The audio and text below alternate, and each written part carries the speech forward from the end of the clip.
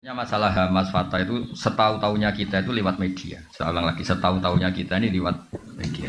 Kita nggak tahu persisnya.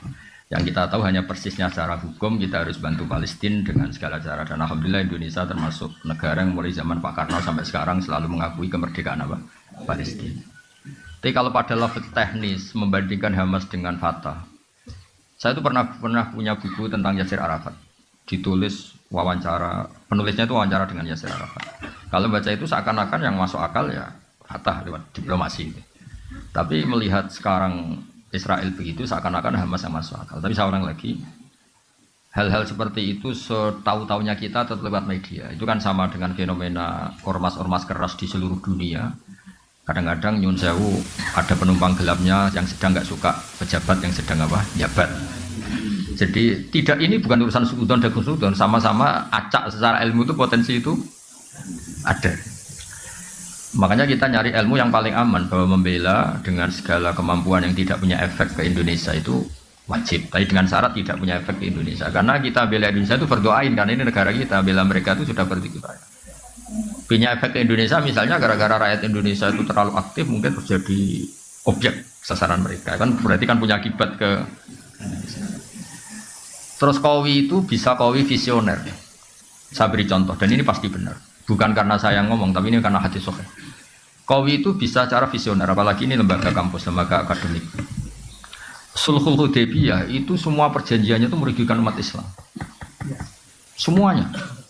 Sampai saking secara fikih itu pasti salah. Saya ulang lagi, secara fikih itu pasti salah. Bukan mungkin salah, tapi pasti salah. Secara fikih lah. Itu sampai Umar tuh tanyanya Nabi itu dari awal, alastabi Rasulillah, apa engkau masih Rasulullah? Karena kok semua perjanjian yang merugikan umat Islam kok iyakan? Apakah engkau masih Rasulullah? Dan Nabi itu tenang. Ya, saya masih Rasulullah. Nabi ya santai, tidak marah. Tapi kenapa engkau beri kehinaan ke kita dan engkau memberi kehormatan pada orang kafir? Jawabnya Nabi, ana Rasulullah wala yudai adillahu abadan. Saya ini tetap Rasulullah. Itu diantara perjanjian gini, kalau orang Islam masuk kafir itu suruh biarin, karena kembali ke habitat. Karena Islam itu asal usulnya kafir, sehingga kalau masuk kafir disuruh biarin. Kalau kafir ke Islam harus dikembalikan, karena ini bid'ah. Loh betul, Abu Jahal kalau ngistilahkan Islam itu ila dinin mubtada'in, agama yang apa? Bid'ah. Semua itu merugikan umat Islam. Terus Nabi hanya minta, sudah turutin semua.